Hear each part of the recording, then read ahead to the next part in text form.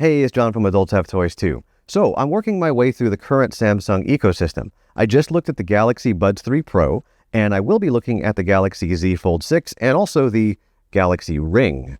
But today, I'm going to be focusing on the Galaxy Watch 7 and how it compares to my older watch, which was the Galaxy Watch 4 Classic. Let's get started.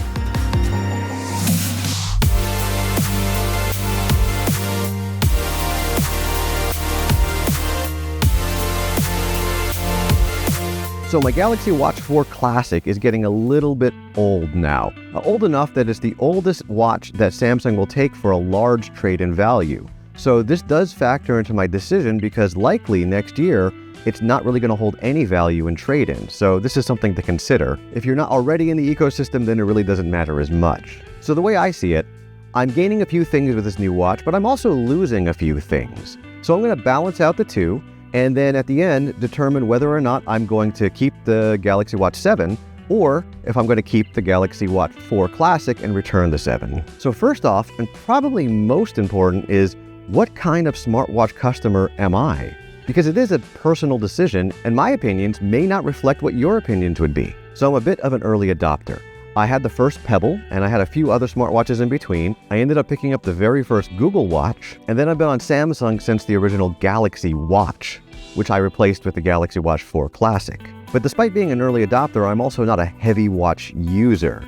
What I mean by that is I don't use it in extreme environments. I don't need the things that, like, say, the Ultra series of watches, either from Apple or Samsung, offer, and I don't really use it to its full potential. Really what I'm looking for is something that can give me notifications, something that's durable, something that has battery life, and something that can do some sleep tracking and things like that. So first, let's start off with what will I be losing moving away from the Galaxy Watch 4 Classic? The big one is the mechanical rotating bezel.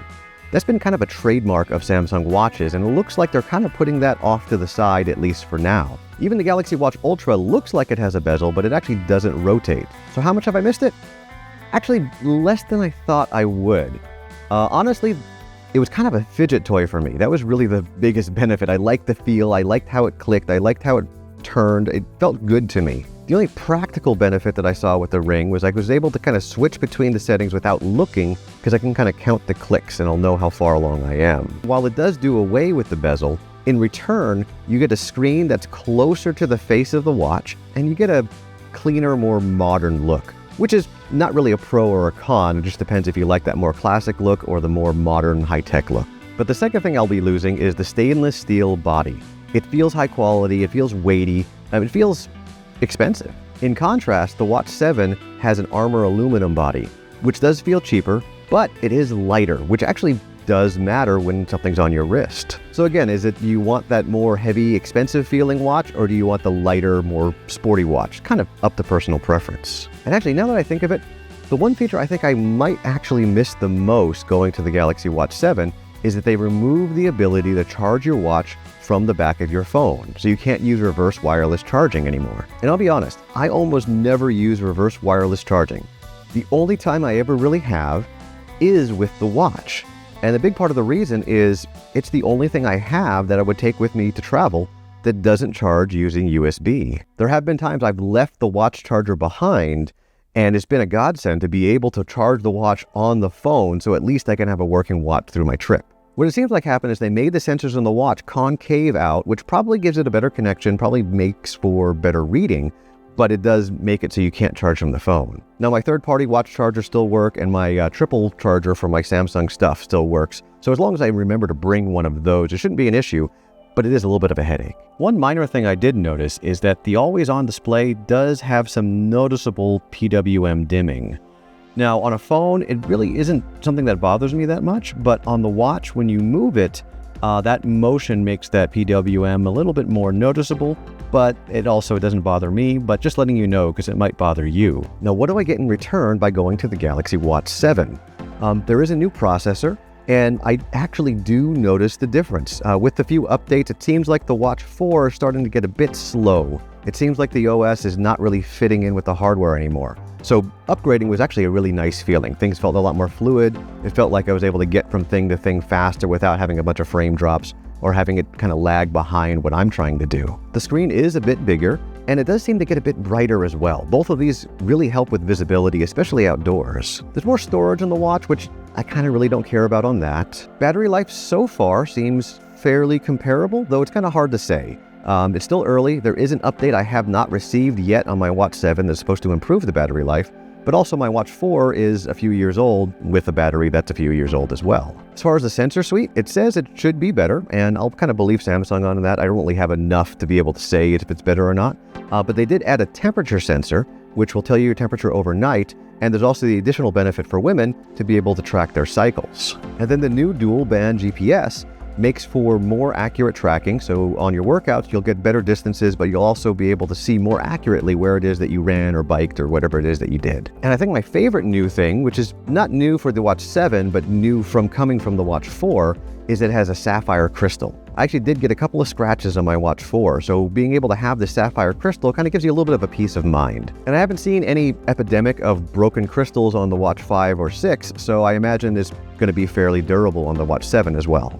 And one other thing I like that has more to do with the band than the watch is the fabric band that you have as an option. It doesn't have a clasp on the bottom, so when I'm typing, whether it be on my laptop or my keyboard, there's nothing metal to rub on anything. So with the pros and cons, am I going to keep it? And I think with just that, I will. But there's one other factor that kind of really tips the cards in the favor of the Watch 7. And that's because I went with the LTE version versus just the Wi-Fi version. Now, of course, this does add another monthly fee, and I still haven't really decided whether or not I'm going to keep it long term, but there's a couple of features from that I actually find very interesting. Now, this is more of a discussion about whether or not you get an LTE watch versus a Wi-Fi watch, but what's interesting to me is I can actually leave the house with just the watch in my buds and be able to listen to Spotify, go for a walk, go for a run, do something outside of the house while still being connected to the world. So I can still receive phone calls, I can make text messages, I can use WhatsApp, I can be able to do the basic things I would need with a phone. I did notice it takes a moment to switch from Bluetooth over to LTE though. So once you leave the house, it's going to be a little bit before it switches over and you start receiving those messages.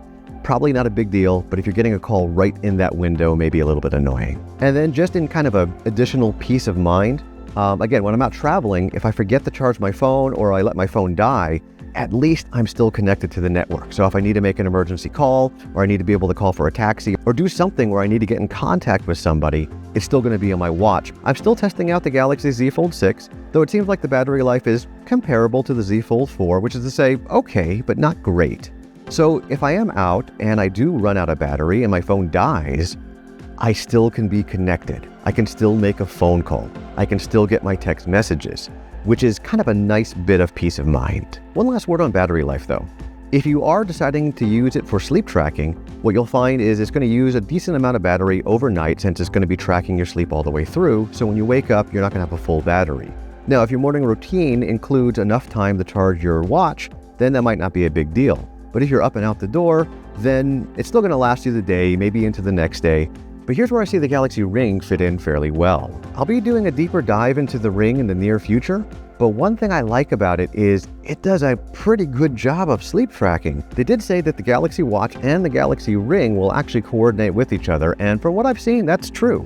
It will actually transition from reading the watch over to the Ring when you take the watch off, but more importantly, it allows me to actually charge up the watch overnight so I have a full charge in the morning, because honestly, the tracking on my Ring has been more than satisfactory for my sleep tracking purposes. So I get to be more comfortable without wearing the watch overnight, plus have longer battery life because I don't have to worry about how much did it use up overnight. So I am going to be sending back the Galaxy Watch 4 Classic and keep this Galaxy Watch 7. I think it meets my needs. I feel happy with it. The trade-offs that I'm losing by sending back that Watch 4 isn't enough for me to decide to keep it. And so far, I kind of like having the LTE connection on there. So go ahead and subscribe if you want to see the Galaxy Z Fold 6 and the Galaxy Watch soon. But until next time, never stop having fun.